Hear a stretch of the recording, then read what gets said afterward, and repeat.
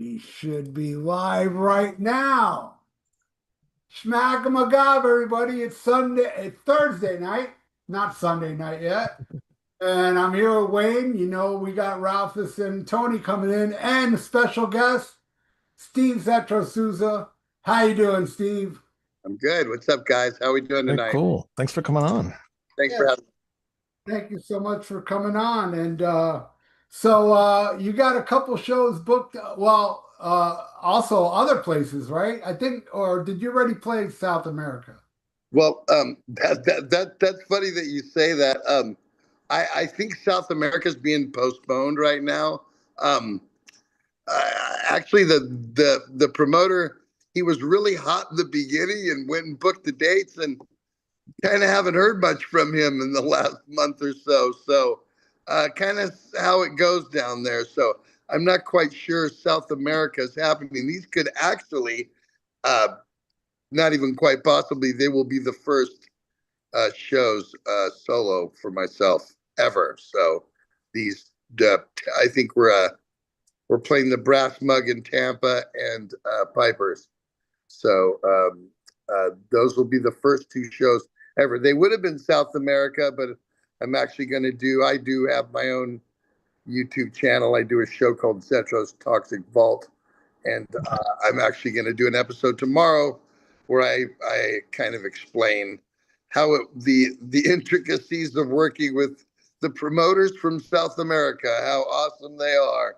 And so I've kind of got to go over that because they had like 10 shows booked and the guy got real hot and then got real cold. But I was expecting that kind of, you know, these things happen.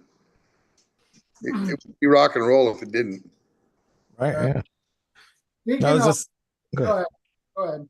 Are you playing songs from like all the bands that you've done, like Exodus and Tenet and Hatred, or what are you doing? And it's stuff because I actually have talked to those guys recently Hmm. and I want to do Tenet again aside from doing Zetro. So um I was gonna do I won't do Double and Death Patrol because I don't have Chuck or somebody to do Chuck's part, you know. Right. So it'll basically it'll be Exodus, it'll be Legacy, Testament, and it would have been Hatred, but my sons are on the show, so I won't be playing their songs, obviously. Right. So it'll just be uh, old school Legacy, Testament, and Exodus songs. But again, Exodus songs that have not been played in a really, really long time, maybe forever, ever. Some of the stuff that I pulled in the Well, set. I is won't it- be playing anything off of Bonded by Blood, or I won't be doing any Rob's era. I mean, obviously that's Rob's era. You know, I did so many records with Exodus. There were songs that we never even played because we never got to, you know, live. And those are some of the songs that I'm going to play. So, yeah, I think you have a long history of stuff to play from Exodus. I think you'll be all right. yeah, I've got, There's a few albums you've done. we've already worked the set out. So, and I do an ACDC tribute. So we'll probably throw an ACDC song in there as well. Very cool. What's your Yeah, favorite era of AC/DC, Bond or Well, I do Bond. My okay. tribute band is just the Bond era. Okay. All So, right. Cool. and Good, obviously, good answer. I'm 61. I saw Bond live. Really?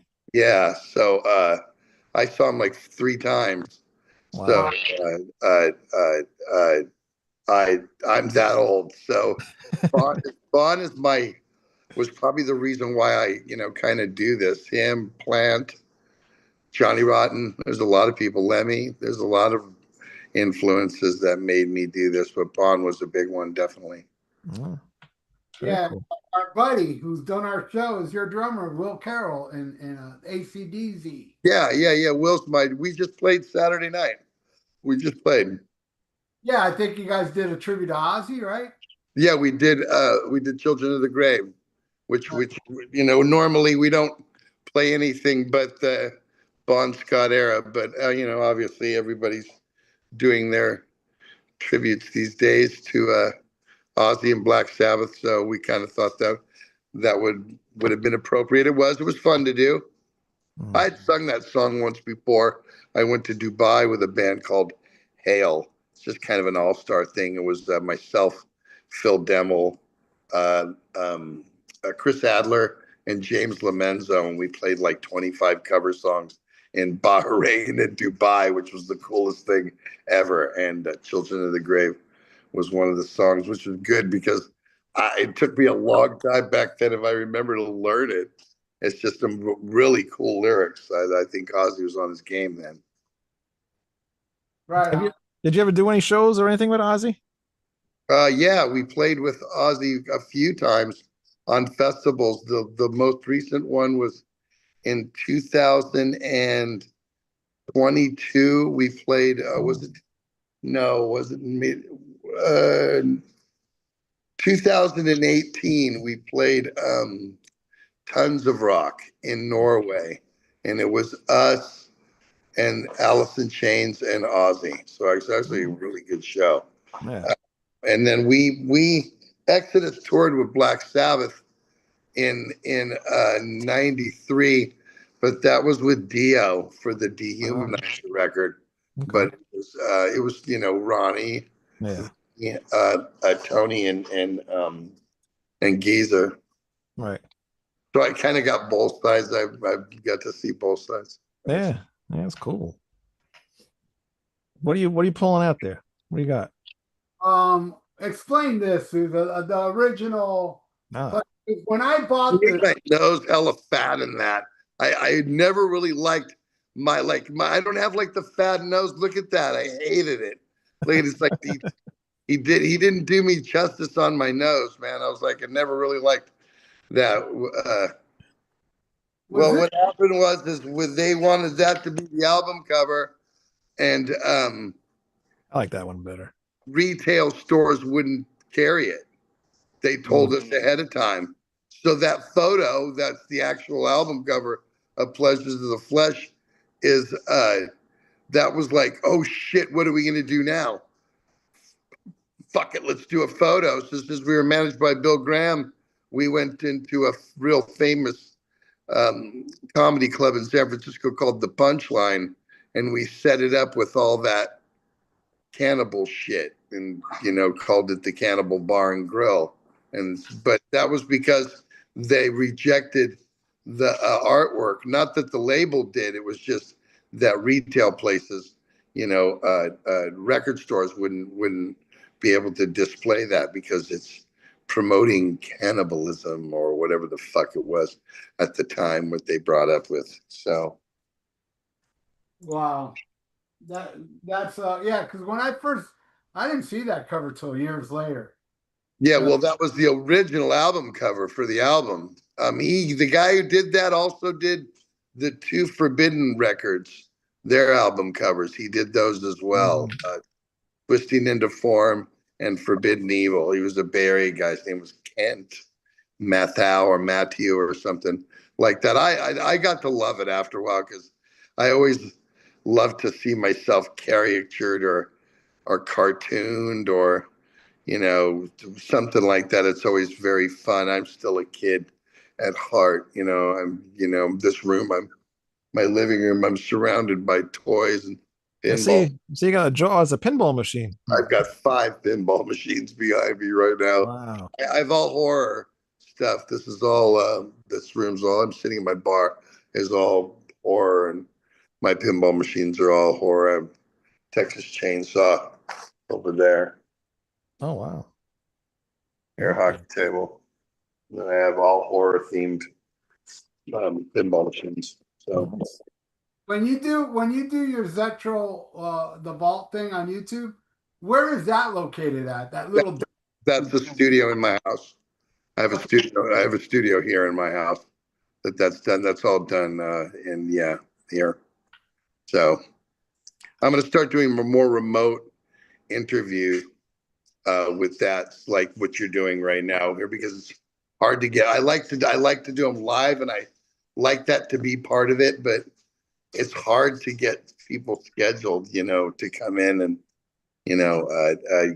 especially where I live. So it's kind of it's going to be, more positive for the show. I have to film tomorrow, actually.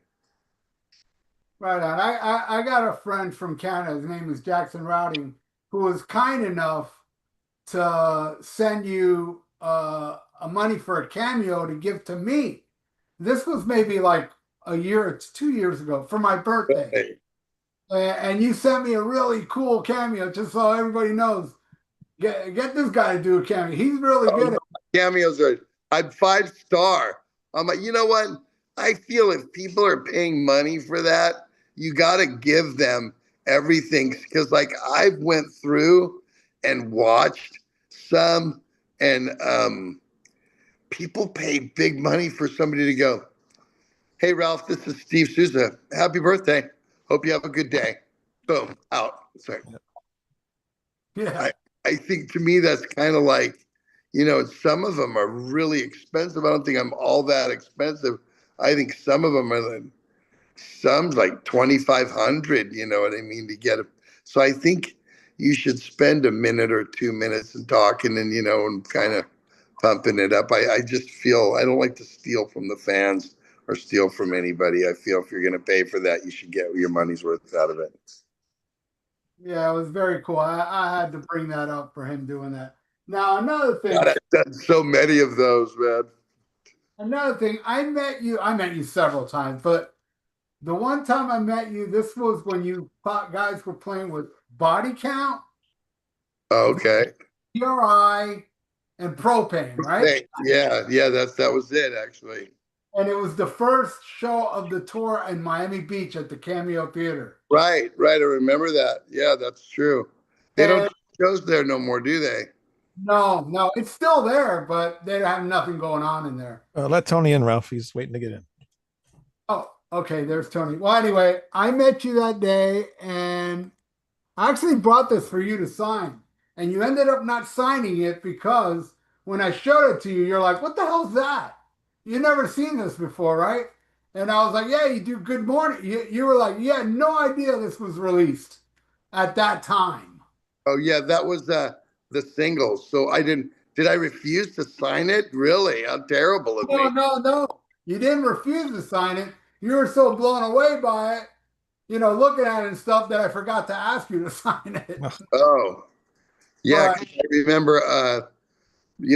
Sometimes the labels don't tell you everything they're gonna do. So that has what has Good Morning and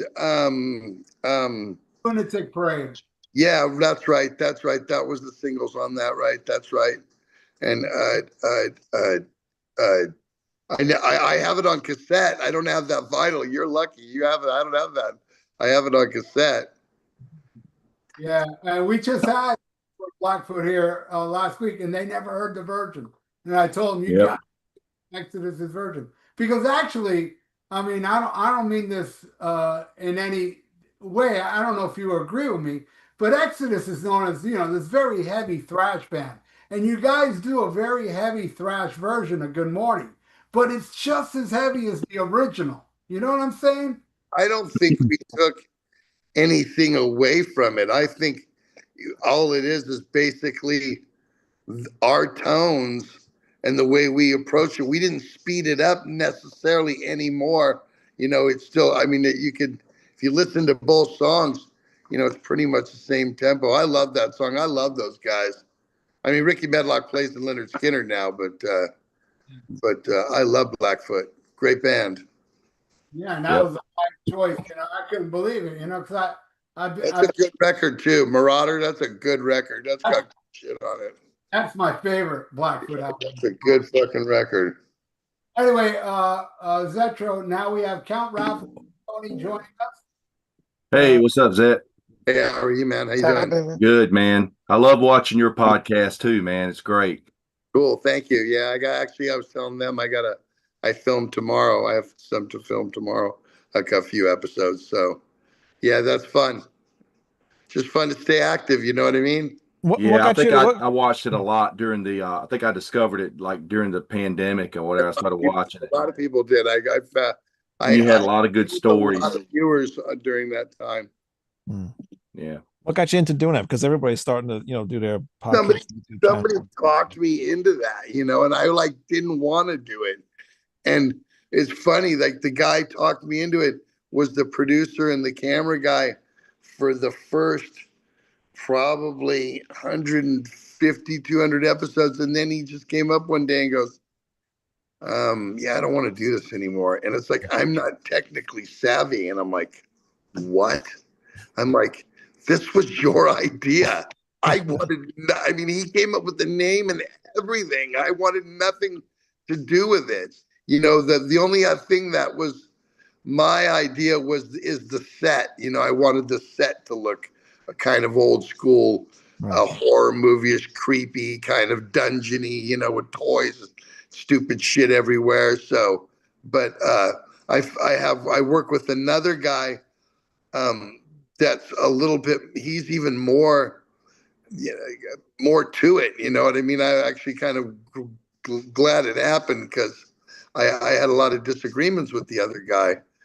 I remember I'd be sitting there and I'd be going, gee, I'm glad it's my show, because the guy was really like, nope, we're doing it like this. I'm like, well, I don't know well, that's the way we're doing it. Like, oh, okay.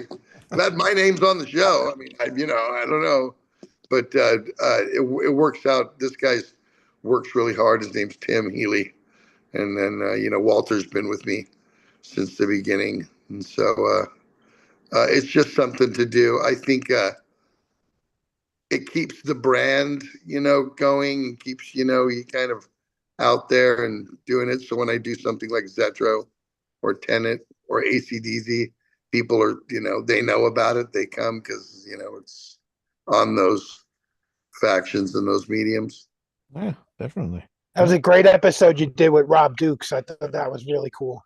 Yeah, we didn't. There was no holds barred on that one. Now we got to do another one. Me leaving again, and him coming back. Definitely. How did you hook up with the musicians you have in your band now, like Zach? They came out and they got a hold of me. It was Zach that got a hold of me, and he said, he was his idea to try to do this, and I was like, man, a lot of people, want to back this up. I hear it. He's like, I got my own production company. I'm trying to book shows, and that's the whole part of it I don't want to deal with. And so basically he'll call me and go, or text me or email me this, and I'll go, yeah, we could do this, or no, we're not going to do this, or let's do this and do that. So, but I wanted to see them play first. And I actually have they rehearsed this weekend all together. All four of them, and it was absolutely killer. The songs that I picked for them to play, they videotaped it and sent it to me, and it's very, very tight. It's really tight. I like the way it sounded, and so I think people will be very excited to listen to. I mean, if you close your eyes, it's Exodus or Testament, basically, with me singing. That's what it is. And when I listen to it, I think that the kid, his name is Kyle. He plays lead. He's got Skolnick, Gary, and Rick down. So, and that's part of it. And I think that Andy Dewar, who plays drums, is really, they've done their homework. You know what I mean? They've taken it very, very seriously. And when I told them that if you want to do this, the only way I'm doing is if you're all in and you die, and if it's tight and it's killer. I don't want it to sound, subpar to what I sounded in Exodus. It has to be just a handout. Has to be just another reach. So. I'm glad to hear you're doing stuff from Testament into Set as well. That's cool, man. Because, I mean, a lot of people might not know, but you pretty much co-wrote just about everything on the Legacy on that first record. Well, I wrote it on the Legacy pretty much because I mean that was my band when it was called Legacy. So all of the song titles and all of the songs are mine. So I think we're playing 4 or 5 of those, So, and I'm Nice. still writing for them. I have 2. I wrote 3 on the new one, so that's coming out like in a month. So Cool. Yeah, I just heard the new single today. It was really good. yeah, they don't write shitty shit. It's not the way it does. Eric knows what he's doing. So does Chuck. So yeah, and I've written on every album pretty much since Formation of Damnation. So I have vocals, lyrics on. I wrote 5 on Brotherhood of the Snake, and I wrote 3 on Dark Roots of Earth. I wrote 1 on Titans of Creation, and I wrote 2 on the Formation of Damnation. So I mean, I write lyrics for Testament still. So Nice. Yeah. I don't know if I'll ever play those, but because I sang the songs in the early years that off the legacy, and the first even a couple records, Blessed in Contempt, I wrote that, The Haunting, I wrote that. So there'll be songs for me to play from that, and it'll sound good. It'll be fun for the fans of that era of music and that genre of music to hear me do it. Plus, like I said, the Exodus stuff that never gets played or hasn't been played in a very, very long time. I'm looking forward to see what that is. Yeah, you will. I'm not Right. going to tell you. I'm not going to tell you, but I'm not going deep cut, but I'm kind of going deep cut. You know what I mean? There's one song in the set I don't think we ever played as Exodus. So, I mean, that's what the fans are going to get, by going to see me. If they go see them, they're always going to hear the stuff up a bonded, because they have to play that stuff. It's this, but I'm not going to play any of that. I'm not Bailoff. And I love Paul and I love singing those songs, but I have so many of my own songs to sing. Yeah, it'll take away from, you can add more songs.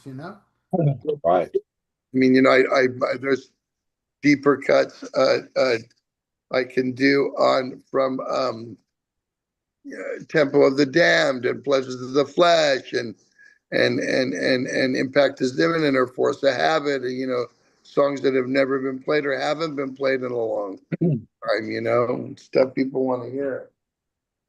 Totally. Yeah. There's some Force of Habit was kind of like a different album for Exodus. That the Force of Habit was the album where the record companies got a gun to your head going, okay, guys, if we can't market this record, your $3.5 million record contract goes out the fucking window. So we had to okay, so every song that we wrote on that record, we demoed and we sent it to Capitol because we were on Capitol Records now, and they listened to it and okayed it before the album came out. So and that wasn't necessarily in the style, and there's songs on that record that there's a few that I absolutely hate, but there's a few on there that I absolutely love. And there's so many fans that I've heard, like Jason Bittner. He plays in Shadows Fall, and he's with Category 7. He told me, he goes, that's Force of Habit's like my favorite Exodus album. So I've heard people actually say that before, not mine, but there's good songs on it, and there's songs that I like on it, very much so, Well, there's songs on there that would fit on the Exodus album before, like When It Rains It Pours, Feeding Time at the Zoo. That's totally in the vein. Yeah, I'm cool with, okay. Totally. Yeah. When It Rains It Pours, that's one of the ones I'm not a big fan of. Wow. But Feeding Time at the Zoo, I love that one. That was pure essence of Exodus, and what a way to end a record. Yeah. Climb Before the Fall. I just so listen to the lyrics. It's just a listen to the progression. It's like, boy, what are we trying to do here? You were trying to do something and it's just not coming out. Dun, dun, dun, dun, dun, dun, dun, dun, dun, dun, dun, dun, dun. Like all trying to get clever and and the lyrics was he was just a poor boy living down by the railroad track. Oh my God. This it was like ding, ding, ding. So when I go back and listen to that record now, I just go, but everybody's got you are not successful in this fucking business if you do not have one of those albums. You know what I mean? You have to have one of those records where you go, what? Right. And then the next that did nothing, right? They do a live record with Bailoff, Paul passes, and the next thing that comes out is Tempo of the Damned. It just completely like, okay, this is what these guys are right here. This is what Exodus is. This is what should have been back then. It should have went, probably Force our Fabulous Disaster, Impact, Tempo, if you were going to go like that, But again, even with that album cover, that weird looking album cover, I don't know if that's like a bird or whatever hell it is on the front. Did that. He did all of Hunter S. Thompson's illustrations.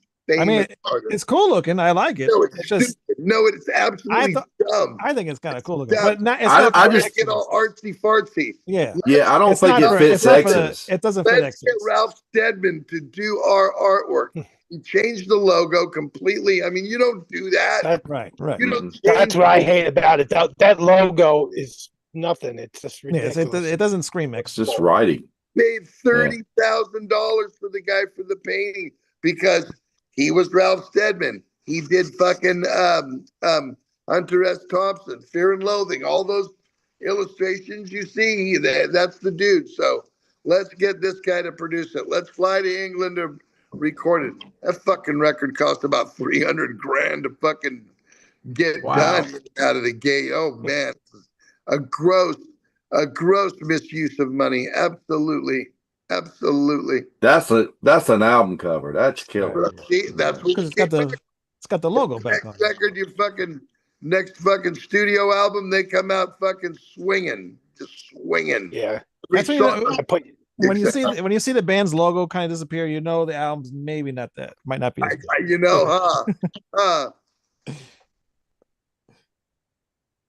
Yeah, I got 3 little pugs down below me, just fucking going crazy.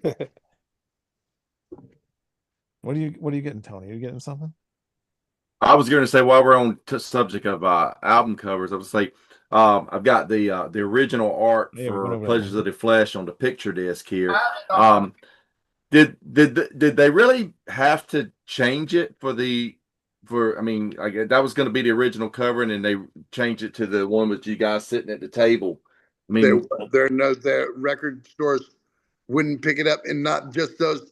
They were trying to get into, what was it back then? Gemco was the big, like department stores and Kmart and stuff like that, and they wouldn't pick the album up. Total Spinal Tap thing. It's like they didn't like it because of the cover, because the cannibals were eating human flesh on the cover, even though you really have to look at it and go, yeah, you know what I mean? So I never found it offensive at all. I mean, I don't see. And this, of course, this is a few years before Cannibal Corpse comes out with some of their album covers. So. That's before anything, So that's why they looked at it that way. So we just decided to, like I was saying earlier, we went into the Punchline in San Francisco, and we got those skulls from a guy called Dixon Stone Skin and Bones, because it's against the law to own human body parts. You have to have a license for that shit. And so those are actually real human skulls on the album cover. And we went and did it. It was a 1-day shoot. They fixed up the bar in 1 day to make it look all cannibal-y, in the daytime, because the Punchline was a nighttime comedy club. And We took the shot, and that's how they did it. We dressed our stage manager guy up, Mike Kansler, up as the cannibal. Oh, Yeah. I'm Yeah, reading, My reading in first the- time seeing you was on that tour. I got to see you on that tour, and I think I seen the third date of the tour. It was in Poughkeepsie, New York. It was you guys with Celtic Frost and Anthrax. And I was just wondering, I know that was like your first tour, but did you do shows with Exodus before the tour started to like warm up before that tour? Or was that like, did I actually see like a third show? We went out and headlined right when I played lots of shows with Exodus because the album didn't come out until 87. I joined in June of 86. So I did a few tours with Exodus where I just sang the Bonded by Blood stuff, you know? And so a few, we did one in back east. We played Sneakers and we played L'Amour's and we played, Swizzles back in the day before, did like a 3 or 4 date tour back in Europe, or I mean in back east. And we did little stuff here and there. And then that was the first actual tour that we did when Pleasures came out. It was us and What's for you? Celtic Frost and Anthrax. That was a lot of fun. That was a good tour. yeah, that played. Yeah, it was great. That played the Cameo Theater. That was Yes, exactly. It did. Exactly. How was it? How was it touring with Celtic Frost? They were cool. They were cool. He was a trip. He's a good dude, but a bit eccentric. We probably hung with Martin and Reed more than we hung with Tom. Tom was one of those guys who had a girl around him all the time, and he was Tom G. Warrior. So, but it was cool. They were cool. They were fun. I think that was his wife that became his manager, was always with him, I It believe. might have been. It might have been. He had somebody with him, a girl with him the whole time. But I mean, we hung. He blamed her for like his big change for Cold Lake and everything, like saying like she kind of like right after that tour, he loved Doc. Even on that tour, he was all about Dawkins. So that's what he wanted to be like. He wanted to sound like Dawkins. That was his whole thing. He kept saying. And then we seen it came out fucking cherry orchards. It's like, fuck. You went from fucking Into the Megatherion to this. Oh my God. So I'm reading they the YouTube. They changed on every album. yeah, you know what? Right. You can't blame them for that. Some people do that, Yeah. That's the problem. It is what it is. So I'm reading the YouTube chat, and somebody reminded me. I wanted to ask you something about Force of Habit, and you guys did an Elvis Costello cover. Are you an Elvis Costello fan, or was that somebody else in the band, or was that mentioned from the record label? That we did. We also did Bitch. by the Rolling Stones, and we had Tower of Power do the horns.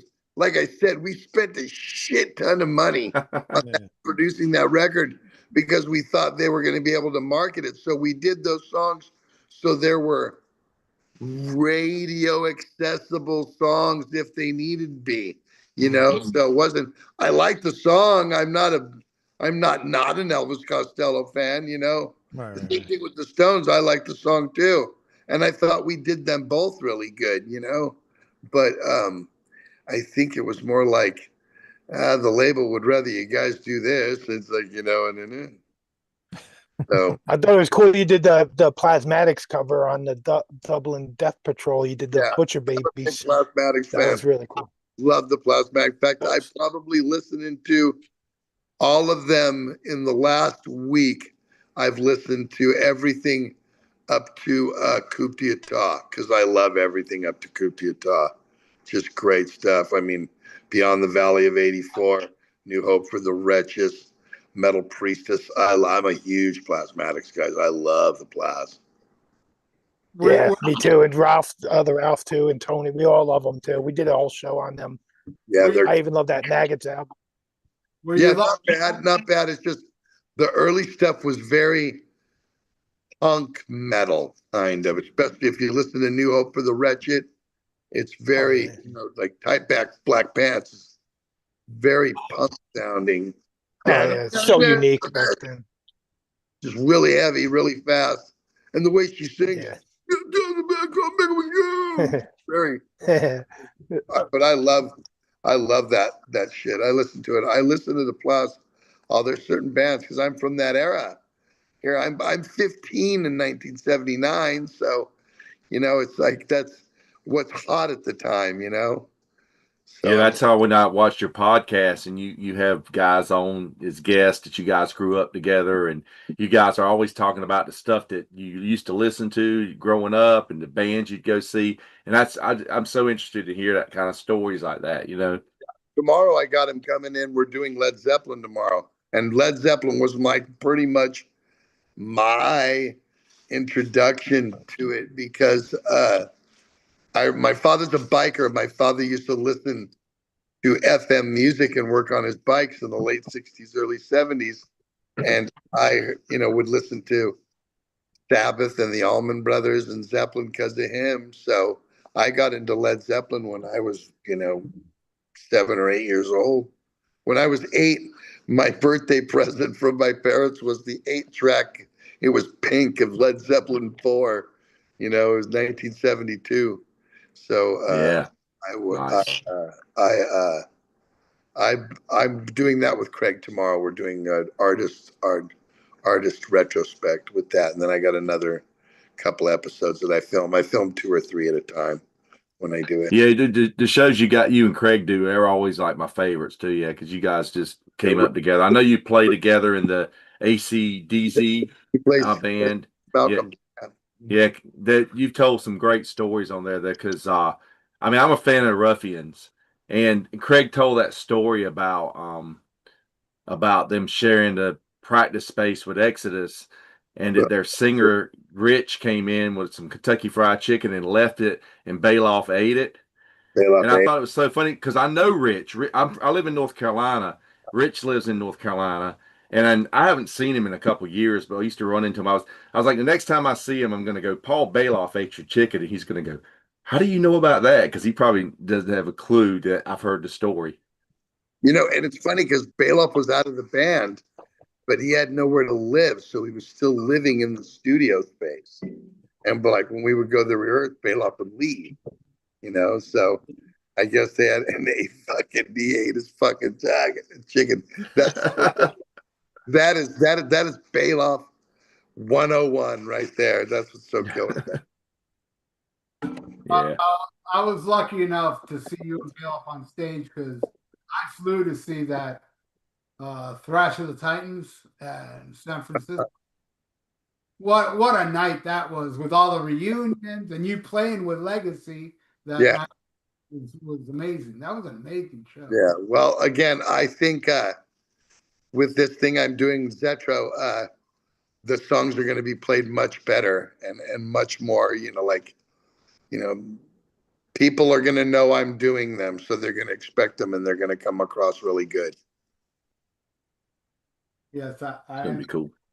totally looking forward to that. So I'm sure the ACDC band, ACDZ, is fun to do. I mean, I know you can do Bon Scott stuff so well, It's my funnest band, actually, because I get to be Bon Scott for 16 songs. I always play 16 songs. So I played this past Saturday night. We played. And so, I yes. remember when Fabulous Disaster was out, and I had it on cassette first, and my friend bought it on CD, and it had the bonus track of you guys doing Overdose. He's like, "You got to hear this. He sounds just like Bon Scott on this track." Well, if you listen, come see the ACDC thing, it's almost uncanny. A lot of people, because I mean, my thrash voice is pretty much an imitation of Bon Scott, basically. So, kind of how that's what it is. Good stuff. Yeah. You can't tell though because I'm doing thrash music, but if you're to listen to it, I mean that's what it's modeled after. I seen him and my first time I seen him was in '78. I was 14 at Dan the Green. and then which these concerts where they would have outside concerts like Van Halen, Pat Travers, AC/DC, Foreigner, Cheap Trick, all in one show. They were played where the A's and the Raiders played in Oakland at the stadium. And then the next year, Amazing. for Highway to Hell at the Oakland Auditorium. And then I also seen them. They played Another Day on the Green again, and that was with Mahogany Rush, Aerosmith, and Ted Nugent. And that was for Highway to Hell. I think Led Zeppelin's final show in America, I believe, was A Day of the Green with Judas Priest opening. Right, it was Judas Priest and Rick could be Derringer. wrong. Yeah, Judas Priest, Rick Derringer, and before his son. Well, no, that's where Peter Grant got arrested, and because they got in the fight with the Bill Graham security guys there. That's a big thing. But a lot of shots, a lot of pictures of Zeppelin from that show, from that concert, because they didn't have festivals that back then like they did now. Like everybody's got their own festival and whatever. So yeah, those are big deals, man. Yeah. Yeah, I've seen posters for all the different lineups through the years. Day on the Green. They did. He started in about 73 and did them all the way up to 88 or 80. No, after 90, because he had one that was Metallica, Guns N' Roses, and Body Count opening up. But I think that was the tour. But they did it here as A Day on the Green. But I've seen many. It was the Rockets, Nazareth, Thin Lizzy, UFO, Jay Giles, and Journey on one concert. This is wow. It's an old school. Amazing. So they were good concerts, really good. Every year, every summer. This summer, you'd hear the radio. Bill Graham presents Day on the Green this week with Boston. And it'd be like Boston, Heart, Eddie Money, Ozzy, 38 Special, Molly Hatchet, all of these bands on the same fucking show. So amazing. The very first concert I saw, May 18th, 1979, was Cheap Trick with opening band The Rockets. So that was the first band I ever saw live, actually, and they were great. I really dug them. They did a really cool cover of Oh Well. Yeah, good band. They don't get much run, but the Rockets were good. Yeah, my coworker was talking about them the other day. He was like, "You got any stuff by the Rockets?" And I was like, I see their albums all the time in the look at all the dens. All of you guys are decked out behind you. It's unbelievable. Yeah. Rocket albums back here. Look at that shit. Yeah. Crazy. Yeah, it's like Ralph said, this is our Spotify, Yeah. Our Rock and Roll Hall of Fame, our own personal. Yeah, our Rock and Roll Hall of Fame, our Spotify. Yeah, screw all that stuff. Yeah. What was it like getting back with Exodus and for the Blood in Blood Out album? I mean, you guys, from you being in and out of the band a couple times, and you back in with them now. I mean, was it hard to get back with them and clear all the stuff that happened before? What was that like? Well, where are we at right now? Yeah. So did it ever get cleared up? No, so it never got cleared up. There's your answer. Yeah. I seen you on that tour in New York City, opening up for King Diamond when he was doing the Abigail and It's Full. That was fun. Yeah, I loved great. That was a lot of fun. There was a few tours that I did have a lot of fun on. That one I had a lot of fun on.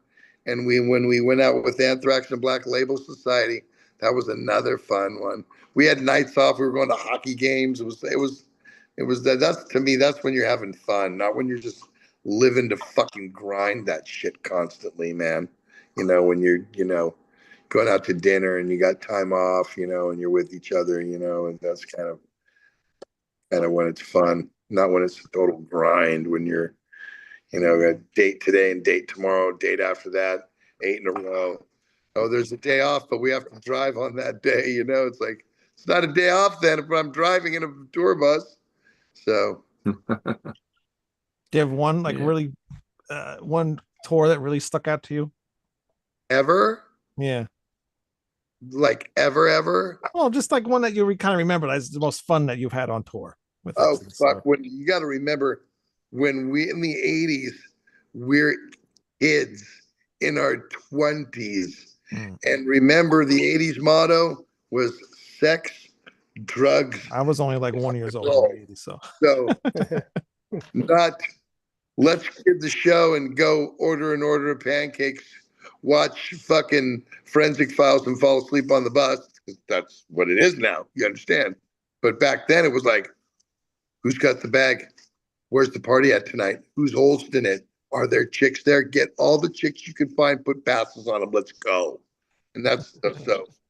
Headbangers Ball, that one you're talking about with Celtic Frost and Dan, they were crazy, man. I mean, I'm fucking 23 years old and I'm playing mid-size arenas. You know what I mean? I right, like right. in a fucking candy store. Are you kidding me?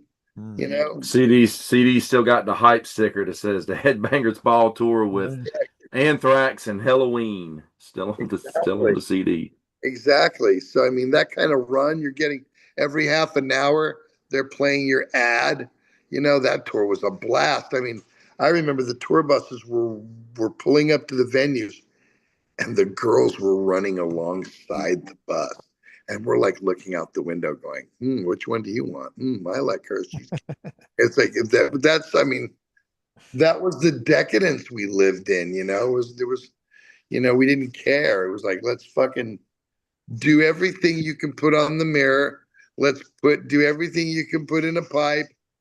Anything you can put in a glass, we can drink it. You know what I mean? So, and chicks wants to go in the bathroom and fuck her. What do you care? You know what I mean? I think I want the other one. Okay, so go in the bathroom and fuck her and go get the other one. It's like, you know, it's like that was the mentality, you know. I think, you know, after a while you paid a lot of dividends for that shit after a while, you know what I mean? Right, I got right. mine, believe me, you know. I got my comeuppance as I far as I was concerned, you know. So Now, being on that tour with Halloween, since I'm wearing the Halloween shirt right now, my favorite band. Do you have any stories about them? Because I think that's probably the first time in America, they probably. were fun. Um, Michael had his girlfriend. It was like the first tour that Michael Kiske did because Kai had just left, Right. you know. And so and that was the first tour where they had Roland play guitar. Okay. And Yeah, their second US tour, Wayne. Oh, okay. First tour was with Grim Reaper and Armored Saint. right, Okay, that's what I'm confusing with. Okay. yeah, and so they did that. The guitar player Wiki and Marcus, and the bass player, they kind of stayed to themselves. They came out, you know, like to catering, and then they went back on the bus. But we hung with Ingo, and we hung with Michael and Michael Kiske, you know, and they were kind of cool. They'd come and hang with us. The crowd tortured them. In fact, it was supposed to be a flip flop thing where, like, we would open one night and play middle, and then they would open one night and play middle.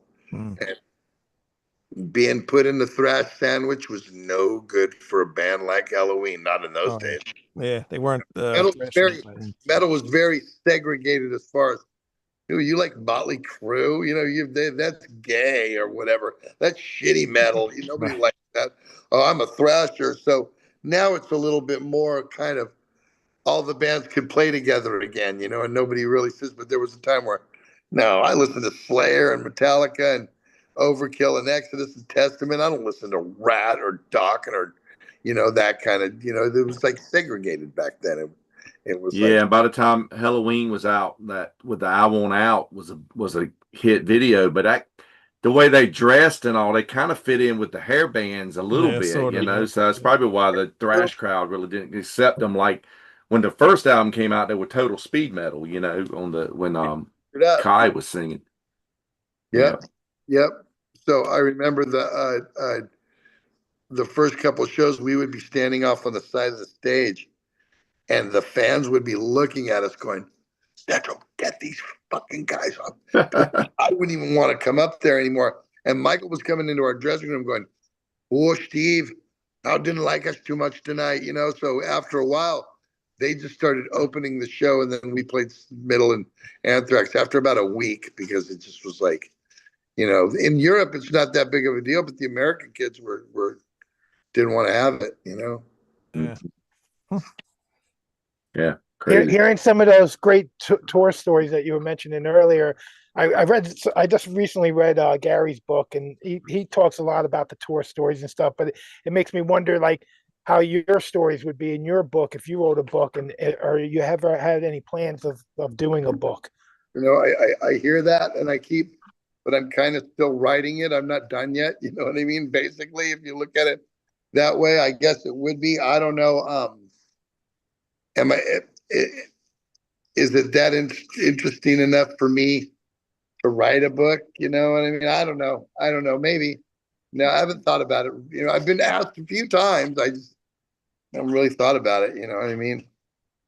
It seems like anybody who's been around as long as you and did as much as you will always has a great book in them. You know, Yeah, for us like metalheads that love talking metal, we love reading these kind of stories that you're talking about. yeah, I probably will at one day. Somebody will put a bug in my ass and I'll do it. So, you know, I didn't read that book, but my brother did. My brother said he said very good things about me in the book. He did, yeah. He talked about how you really came through a lot of times for him, especially when he was like really messed up on drugs. And you always like when you were done with all the craziness that was going on, you went back to your construction work and stuff like that, and you held it together way more than the rest of the guys did, from what he says in the book.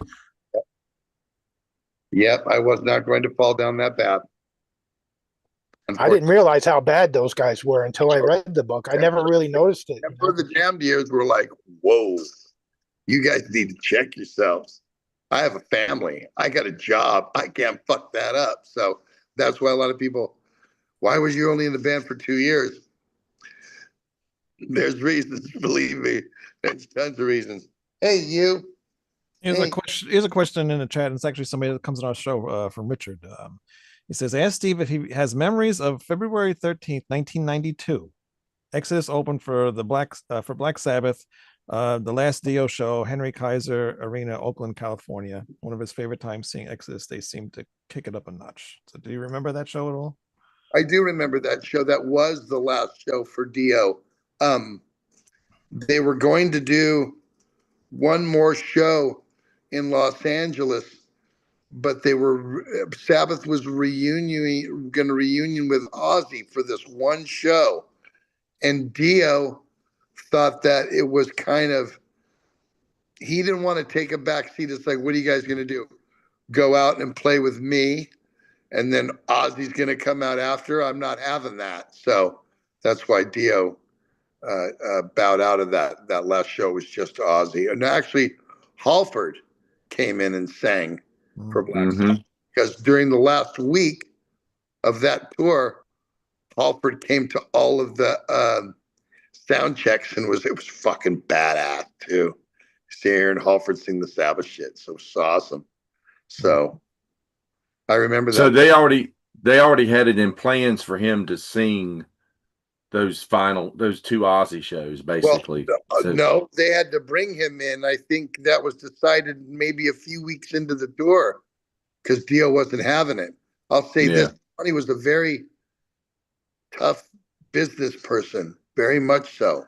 He didn't take yeah, shit. He knew what he wanted. The guy was about, I mean, very tiny, short guy, but man, he knew what he wanted and he didn't take any crap.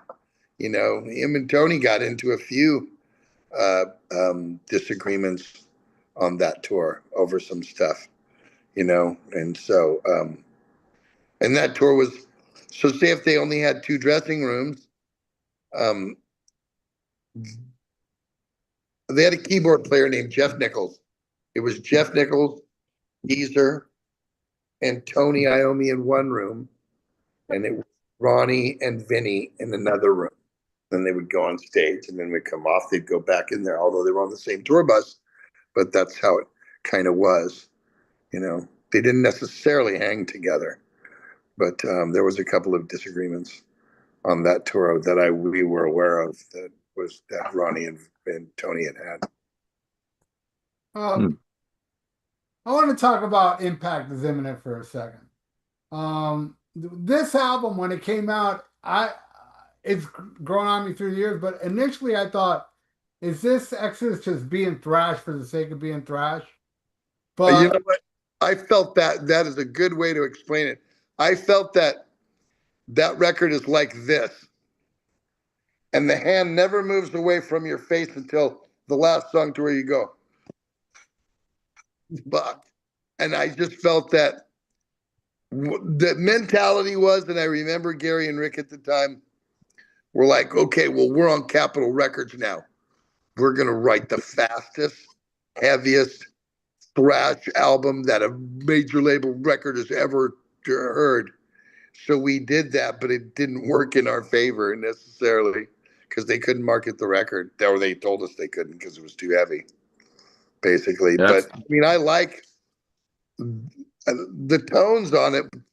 Gary and Rick produced that. So they worked with a guy named Chubba Patak.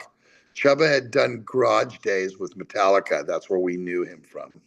So he came in and did the record. I felt that it could have had better bottom end, and maybe the songwriting could have been a little better. But that was a time when you're putting out an album a year, not an album every 5 years. I mean, last Exodus record came out in 2021. One before that came out in 2014. Fuck, man. We did one in 87, 89, 90, and 92. In that span, we did that. We basically toured the world, came home, wrote the albums, recorded them, went back out again. So it was a lot of material for that time, I've always thought it was a great record. I mean, still, only Death Decides. There's not a Only bad Death record. Yeah. There's songs on Force of Habit I don't like personally, but if I was to go through all the exorcisms, there's no real songs where you go, like I love Iron Maiden to death, but does anybody like the song Quest for Fire? Really? No. Really? Ralph. No, you don't, Ralph. No, you don't. You don't be the one guy in the room, Ralph, that goes, I really like that. Nobody likes Quest for Fire. No, I have fucking Eddie tattooed on my fucking arm right here. And no, come on. Hear me out. I never liked Quest for Fire. I never liked it. Okay. One day I'm driving to work and the iPod Shuffle comes in and I'm like, oh, this dumb song. But what I love about Quest for Fire is the middle section is so metal with the guitar. Yes, I know. When the dinosaur, that's all hokey. But I love that middle section. That's as bad as we went down to the railroad track. That's as bad as that. Are you kidding me? Come on. Well, I love myself. Fuck. That's the same shit. I put in both those songs in the same fucking category. And I love everything Maiden does. And I thought everything on there, everything they'd ever done was untouchable. And then that song comes on, you're like, whoa. Whoa. Well, song. I don't know. What are we gonna? Well, that movie just came out with Daryl Hannah because Steve Harris is famous for that. I mean, come on, The Loneliness of a Long Distance Runner. That's a movie. Okay, it's like, come on, pal. Come on, pal. Be a little bit more creative than that. Phantom of the Opera. I can go on. Anyway, but I love them. I love them to death. I always will. Yeah, I think the reason I like Quest for Fire because I'm a big fan of things that suck. That definitely sucks. Hey Zet, what happened to Rob McKillop? He hadn't. Robbie doesn't care. He couldn't play the shit on. He actually Gary had to play his tracks. He really didn't even play the bass on Impact is Imminent. And by the time we started demoing Force the Habit, he just wasn't into it anymore and didn't want to. Just didn't want to do it, and he wasn't into it. And any of the reunion stuff or anything. They've asked him many times. Robbie has no desire to come and do it again. So yeah, gotta respect that. It's up to him. Do you still talk to Rick? Because now he's got two new bands, Nefarious and I'll get a call from Rick every once in a while. Maybe you checked out his latest band, Nefarious, with Yeah, because Will's in it. Will plays drums for my AC/DC tribute band. Yeah, right. Yeah, so Will's in it. Yeah. Yeah, good stuff, man. I listened to it yesterday. Did you? Good. Yeah. It's really good. It's really good. I highly recommend it. In the chat here, somebody wants to know what's your favorite Exodus song to sing? My favorite what? Exodus song to sing live. Thing. Live, yeah. Nothing that I recorded. My favorite songs were always like to sing Dukes' era stuff or Bailoff's era stuff. I love to sing Deliver Us to Evil. That one's fun. I love that song. Of my own stuff, oh shit. Probably Last Act of Defiance or Star Spangled Banner. That Shroud of Urine, that seems like it'll be a fun one to I love sing. that one. Definitely love that one. Love that one for sure. Like I said, I'm putting together a set list. Some of those might be in that set list. You know what I mean? Some of them. You got to do that one. Going back to AC/DC, I always thought Blacklist was like a AC/DC style Exodus song. I think same kind of groove to it. Definitely. Yeah. Type of groove. Well, we're all big AC/DC fans, so that works with that. Yeah, you do Dirty Deeds on this. This is my favorite Exodus album. It's a lot of people's favorite. Yeah, I love it, man. It's a very pissed off record. By the time we recorded that record, I was in construction. Every one of us were broke. You know what I mean? It was like, let's just write a record that's just us. That's this. So everybody was kind of really pissed off at that time. So it came out really good. Good songs up and down. What brought the band back together? Since you guys weren't together since 1992, and then that album comes out. What brought you guys back together to get that album? They were going to do it with Bailoff. Oh, yeah, that's right. All died. Yeah. So I remember my wife was picking me up. My wife at the time was picking me up from work, and she goes, "Did you hear Paul Bailoff died?" And I'm like, "Oh my God, no! I wonder if they're gonna call me." And not 2 hours later, I get a fucking phone call from them, and it was about playing some shows, and the shows were ironically and they were in Anaheim, and I told them, I go, "You guys, I can't play these shows. I got to take my family to Disneyland." And like, well, the two shows are in Anaheim. I'm like, so I did them. And then we went from there. So. Very cool. Yeah. Yeah, because they got back together with and did the live album with Paul, and then that was like 97 or something. And so I guess they just kind of stayed together and were working on some stuff, and it just never, they never got to go in the studio with him, whatever. No, that's what happened. He had a stroke. And so, but he was going to do it. Yeah, it was not that long after that Thrash of the Titans show. No, wasn't too long, much longer after that. Yeah. Sad. How pissed were you when you were doing that Tenet album? I feel bad because I just discovered I was doing the research for this episode, and that album Sovereign, 8 songs of just pummeling, I don't know, blistering, relentless. You screaming your head off on that. I mean, that is. I just found it. I'm gonna have to go out and actually buy a physical copy because I think it's maybe my favorite vocal performance by you. I was just blown away by listening to that today. Very different vocal performance. The music absolutely called for it. It was really like aggressive and into it, and it needed that. Yeah. So, and I'm really happy with that, and I plan on doing that with those guys. We've talked about it. I'm trying to do the Zetro thing, but I also want to do Tenet as well. Oh, that'd be great. Yeah, I loved it, man. It's so heavy. It's got to be I think it's the heaviest thing he ever did. Yeah, I think it's amazing. It's very modern heavy. You know what I mean? Very much so modern heavy. But the album's got hills and valleys on it. I mean, not every song is blistering fast.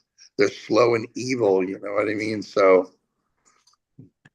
right there. Yeah. Yeah, your vocal style definitely seems a little different. Like you didn't do like what you do all the X's. You Well, do a lot of longer it was an streams. exit. It was an absolute Yeah, different project. If you go listen to like Halford's solo stuff, you know what I mean? Composed to Priest, different mentality. You know what I mean? Different attack. Absolutely. I hear it in Hatriot too. In Hatriot, Yeah, there's for sure. times where you definitely got that Exodus sound, but then there's times where you're doing something where you forget it's you singing because Yeah. you're so used to the Exodus. As for like for me, I'm so used to the Sure. Exodus. I get in a really high register for that. You know, a lot of this, Yeah. the stuff called for it. Because again, Do you, I'm working with kids that are writing more modern sounding stuff, so you have to change the vocal up a little bit. Hi, little do boy. you do you see yourself doing anything else with your sons in Hatred? I don't know. They're playing the shows, so I guess that. You know, Well, I mean, as Hatred, I don't know. I Yeah. don't think so. It's Cody's band now. Cody's the Yeah. singer. Cody's Yeah. a good I singer. saw them, man. They were great. I saw them on the Kings of Thrash tour Yeah. they did, and they were great, man. And my sons do really well. They're very good. I'm very proud of them. Yeah, they're very talented guys. Yes, they are. Someone wants to know, how do you maintain your voice? I don't. I just don't. It's technique. It's how I approach it. I mean, I can do 30 shows in a row and never lose my voice. It's just the way I go at it, kind of. So not too hard, kind of simple. But Does- you warm up? Do you warm up for a show? No, Wow. no, I'm a fucking anomaly. I don't warm up. I don't need to. It's Wow. Ronnie James Dio The school. muscle memory in my body knows exactly how to put my tongue and cock my jaw and how much I need to, pull up in the diaphragm and how to blow out. And it's like second nature. I mean, I'm not trying to sound like a pompous asshole. I'm just being truthful. I don't lose my voice and I don't warm up. So it's not true that you gargle razor blades before shows, because that's the myth I heard. If you could only do that, right? It sounds like it. Gary and Rick used to say that he gargles razor blades. I don't. I'm always ready. I can sing in a boom. Give me 5 minutes. I'll be ready to go. Zach from the chat wants to know if you have any favorite thrash bands not from the Bay Area. They're all good. They're all. I mean, if you go through everybody we've ever played with, from Megadeth, the many factions of Megadeth there are, and there's the Anthrax guys, the Slayer. I mean, those guys weren't from the Bay Area. All the death metal that came out of Florida. Even the more recent in the years. I love Havoc. They're a great band. Municipal Waste. Good thrash bands. Toxic Holocaust. Really solid bands. Very good stuff. How about that German thrash like Sodom? I love Sodom. They're my favorite out of them all. Yeah, I love Creator. I love Destruction. But Sodom are my favorite out of them all. the early Sodom can't be beat, I don't think. It's so heavy. It is so heavy. It's so good. Good stuff. Hell yeah. Well, any more questions? What's the first thrash band that you got into? Well, I mean, I kind of helped invent it, so there really wasn't that many when we started it. Yeah. I would like, was there others before Legacy. Legacy was fuck. Legacy's probably Venom meets Exodus, you know what I mean? That meets Motorhead at that time. I mean, there's really only us and Metallica and I mean, we had heard there were other bands from other areas at that time. We're not traveling, we're not on tour. We're still in the Bay Area. You're playing in San Francisco tonight and Oakland next week, and then Hayward at the Rec Center, and then Berkeley, and then you're in one area, Sacramento maybe. no internet, so you didn't know all the bands So that were exactly, around the you're world. tape trading. That's Yeah. rid of it, you know. So That's how I got this tape back in the I was gonna day. ask, is that original? Nope, because back then a lot of the tape trading would be you would get the tape and they would photocopy the cover for you, and then they would throw other demos on it. And I mean, every now and again you would get original tape, but especially if you ordered it right from the band. But a lot of my tapes like this from this era, I would get them and just had a photocopied cover, and I was pleased as hell with it because you couldn't just find the shit on YouTube like you can now, you know. yeah, even some of the metal record stores would carry demos from bands in other areas because they had the Record Exchange and the Record Vault in San Francisco, and they were just heavy metal record stores, you know. And that's where you would go, and they'd have a section where, you know, you would go there and they'd buy 10 of your demos to sell, and they would sell who's ever had a good demo that could sell the demo, and you could actually go there and get it. Or you would find people in Europe that you would send tapes to, and they would make copies and give it to other people. So it was that was how you found out about other people. So that was it. I was in the beginning. I mean, you got to remember, I'm in a thrash band in late 1983, early 84. You know, that's kind of, it's just being built then. You know, it's not Sorry, even, I'm so young. I forget. You know, you guys are so old. And Megadeth doesn't even exist. Megadeth's not even a band yet. Slayer has Hell Awaits. That's it. Yeah, that's true. Anthrax hasn't even really gone thrash yet. You know what I mean? So, you know, so yeah. Steve's got Motorhead patches on his jacket on the first album right. there. So Motorhead, of course. Exactly. So you know, there wasn't a lot. There were no really other at that time. It was us, you know. So that was kind of. That's true. That was another stupid question by me. That's all right. I'm an idiot. Don't worry. There's never any stupid questions. You know what I mean? You know, don't give it like that. That's why we're here, though. We're here to learn. And there's other younger people on here too that don't even know who Exodus is. Maybe. I mean, you should be watching the show. You should know who Exodus is, but you never know. So you never know. Never know. But not Exodus. Not Exodus. It's Exodus. If you're in Montreal, it's Exodus. That's right. If you're in Italy, it's Exodus. Exodus. That's cool. Exodus. Like that. Well, Steve, I want to thank you so much. No problem, guys. Thanks for having me. Yeah, had a lot of fun. Really cool having you on. Yeah, man. Thanks for joining us. Yeah, it was an honor being on with you. Nice. Handy the dates at Brass Mug and Brass Mug is next month, September 26th, and then Piper's is the 27th, the next night. So 2 shows. First Zetro shows ever, and you will dig it because the songs that I pulled, you're gonna leave the show and go, fuck, dude, he played, these songs are all killer. So, well, I'll be at Piper's, man. We'll definitely come up and say hello, Ralph. Oh, definitely. I'm gonna Zach will hook me up with you, man. He will. And you'll finally sign this, what you were supposed to. I will. I'll sign anything you have, brother. I'm all good with that.